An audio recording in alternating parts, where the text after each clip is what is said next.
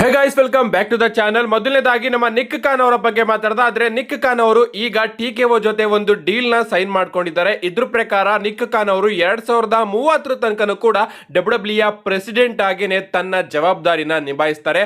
So ಇವರು ಈಗ TKO company ಜೊತೆ ಹೊಸ ಕಾಂಟ್ರಾಕ್ಟ್ ನ ಸೈನ್ ಮಾಡ್ಕೊಂಡಿದ್ದಾರೆ. ಸೊ ಇದು ಒಂದು ವಿಚಾರ. ಆದ್ರೆ ರೀಸೆಂಟ್ ಆಗಿ TKO ಅವರು 2026ರ ಫಸ್ಟ್ ಕ್ವಾರ್ಟರ್ ನ ರಿಪೋರ್ಟ್ ನ ರಿಲೀಸ್ ಮಾಡಿದ್ದಾರೆ.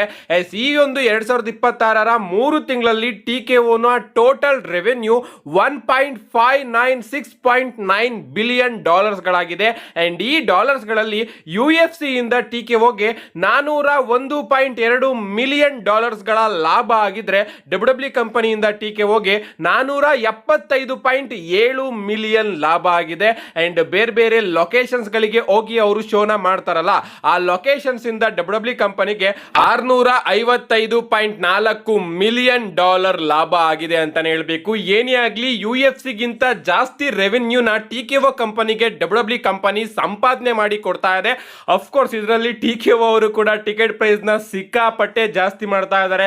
ಆ ಕಡೆ UFC ಶೋಗಿಂತನೂ ಕೂಡ WWE ಶೋಗಳೇ ಜಾಸ್ತಿ ಆಗುತ್ತೆ. ಅಂಡ್ ಇದರಿಂದ WWE ಕಂಪನಿಯಿಂದನೇ TKOಗೆ ಸಿಕ್ಕಾಪಟ್ಟೆ ಲಾಭ ಆಗ್ತಾ ಇರೋದು. ಆದ್ರೂ ಕೂಡ ಸೂಪರ್ ಸ್ಟಾರ್ಸ್ ಗಳ ಬಳಿ ಹೋಗಿ ಅವರು ಪೇ ಕಟ್ ನ ಯಾಕೆ ಮಾಡ್ತಾ ಇದ್ದಾರೆ ಅಂತ ನೀವೇನಾದ್ರೂ ಕೇಳಿದ್ರೆ, TKO ಅವರೇ ಸ್ಟೇಟ್ಮೆಂಟ್ ನ ಕೊಟ್ಟಿರೋ ಪ್ರಕಾರ ಈಗ ನಮ್ಮಲ್ಲಿ ಅಷ್ಟೊಂದೇನು ವರ್ಕ್ ನ ನಾವು ಮಾಡಿಸ್ತಾ ಇಲ್ಲ, ಅಂಡ್ ಅದಕ್ಕೋಸ್ಕರ ಅವರಿಗೆ ಅಷ್ಟೊಂದೇನು ಸಂಬಳ ಕೊಡೋದ್ರಲ್ಲಿ ಅರ್ಥನೇ ಇರೋದಿಲ್ಲ ಅಂತ TKO ಅವರು ಸ್ಟೇಟ್ಮೆಂಟ್ ನ ಕೊಟ್ಟಿದ್ದಾರೆ.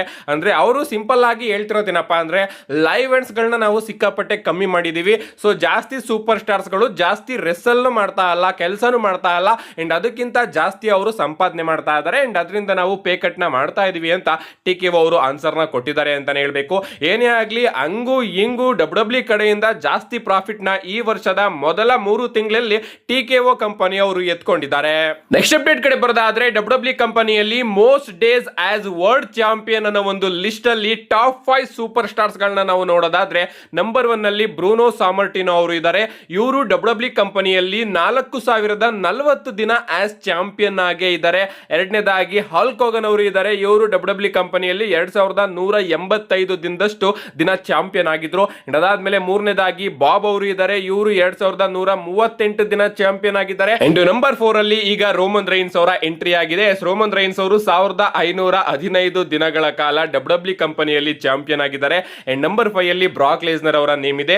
ಬ್ರಾಕ್ ಲೆಸ್ನರ್ ಅವರು 1514 ದಿನ WWE ಕಂಪನಿಯಲ್ಲಿ ಚಾಂಪಿಯನ್ ಆಗಿದ್ದಾರೆ. ಸೊ ಈಗ ರೋಮನ್ ರೈನ್ಸ್ ಅವರು ಬ್ರಾಕ್ ಲೆಸ್ನರ್ ಅವರನ್ನ ಸರ್ಪಾಸ್ ಮಾಡಿದ್ದಾರೆ ಅಂತಾನೆ ಹೇಳ್ಬೇಕು.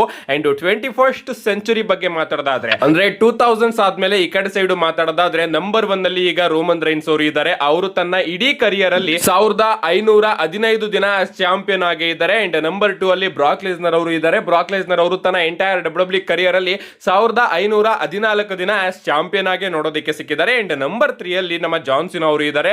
ಜಾನ್ ಸಿನಾ ಅವರು ತನ್ನ ಎಂಟೈರ್ WWE ಕರಿಯರ್ ಅಲ್ಲಿ 1512 ದಿನ ಚಾಂಪಿಯನ್ ಆಗೇ ಇದ್ದಾರೆ. ಅಂಡ್ ರೋಮನ್ ರೈನ್ಸ್ ಅವರು ಈಗ ಜಾನ್ ಸಿನಾ ಆಗಿ ಬ್ರಾಕ್ ಲೆಸ್ನರ್ ಅವರನ್ನ ಸರ್ಪಾಸ್ ಮಾಡೋದ್ರ ಮುಖಾಂತರ ಮಾಡರ್ನ್ ಎರಾದ number 1 most days as champion ಅನ್ನೋ ಒಂದು ಲಿಸ್ಟ್ ಅಲ್ಲಿ ನಂಬರ್ 1 ಸ್ಥಾನದಲ್ಲಿ ರೋಮನ್ ರೈನ್ಸ್ ಅವರು ಇದ್ದಾರೆ.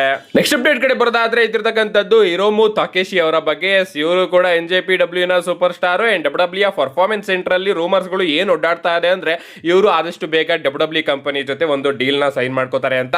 ಸೊ ಪ್ರಾಬಬ್ಲಿ ಇವರು ಕೂಡ ನಮಗೆ WWE ಕಂಪನಿಯಲ್ಲಿ ನೋಡೋದಕ್ಕೆ ಸಿಗಬಹುದು. ಇವಿಲ್ ಯಾವ ರೀತಿ ಬಂದ್ರು ಅದೇ ರೀತಿ ನಮ್ಮ ಹಿರೋಮು ತಾಕಾಶಿ ಅವರು ಕೂಡ ನಮಗೆ WWE ಕಂಪನಿಯಲ್ಲಿ ನೋಡೋದಕ್ಕೆ ಸಿಗಬಹುದು.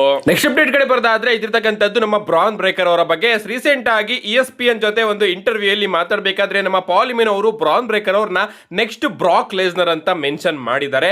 ನಮ್ಮ ಪಾಲಿಮಿನ್ ಅವರು ಹೇಳ್ತಾರೆ, ಬ್ರಾಕ್ ಲೆಸ್ನರ್ ಅವರು ಕಂಪನಿಯಿಂದ ಈಗ ರಿಟೈರ್ಡ್ ಆಗಿದ್ದಾರೆ. ಅಂಡ್ ಅದಾದ್ಮೇಲೆ ಸದ್ಯಕ್ಕೆ ಕಂಪನಿಯಲ್ಲಿ ಇರ್ತಕ್ಕಂತಹ ಮೋಸ್ಟ್ ಅಥ್ಲೆಟಿಕ್ ಬ್ಯಾಡ್ ಆಸ್ ಯಾರಪ್ಪ ಅಂದ್ರೆ ಅದು Bron Breakker. And Bron Breakker next Brock Lesnar ಅಂತ ನಮ್ಮ ಪಾಲಿಮಿನ್ ಅವರು ಸ್ಟೇಟ್ಮೆಂಟ್ ನ ಕೊಟ್ಟಿದ್ದಾರೆ. ಅಂಡ್ ಆ ಕಡೆ ಒಬಾಫೆಮಿ ಅವ್ರನ್ನು ಕೂಡ ನೆಕ್ಸ್ಟ್ ಬ್ರಾಕ್ ಲೆಸ್ನರ್ ಅಂತ ಕರಿತಾ ಇದ್ದಾರೆ. ಈ ಕಡೆ ನಮ್ಮ ಬ್ರಾನ್ ಬ್ರೇಕರ್ ಅವ್ರನ್ನು ಕೂಡ ನೆಕ್ಸ್ಟ್ ಬ್ರಾಕ್ ಲೆಸ್ನರ್ ಅಂತ ಕರಿತಾ ಇದ್ದಾರೆ.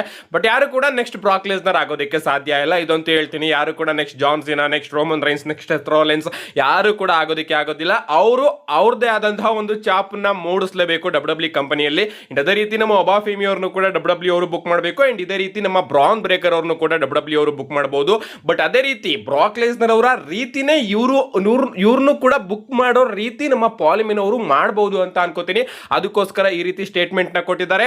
ಅಷ್ಟೇ ಅಲ್ಲ, ನಮ್ಮ ಪಾಲಿಮಿನ್ ಅವರು ಇನ್ನ ಒಂದು ಮ್ಯಾಸಿವ್ ಸ್ಟೇಟ್ಮೆಂಟ್ ನ ಕೊಡ್ತಾರೆ. ಕೊಟ್ಟಿದ್ದಾರೆ. ಅದೇನಪ್ಪಾ ಅಂದ್ರೆ ಬ್ಯಾಕ್ಲಾಶ್ 2026ರಲ್ಲಿ ನಮಗೆ ಅನ್ಎಕ್ಸ್ಪೆಕ್ಟೆಡ್ ಸರ್ಪ್ರೈಸಸ್ ಗಳು ನೋಡೋದಕ್ಕೆ ಸಿಗುತ್ತಂತೆ. ಎಸ್, ಅವರು ಸ್ಟೇಟ್ಮೆಂಟ್ ನ ಕೊಡ್ತಾರೆ. Well, you can expect to see the unexpected because in W surprises are the norm ಅಂತ ನಮ್ಮ ಪಾಲ್ ಮಿನ್ ಅವರು ಒಂದು ಸ್ಟೇಟ್ಮೆಂಟ್ ನ ಕೊಟ್ಟಿದ್ದಾರೆ.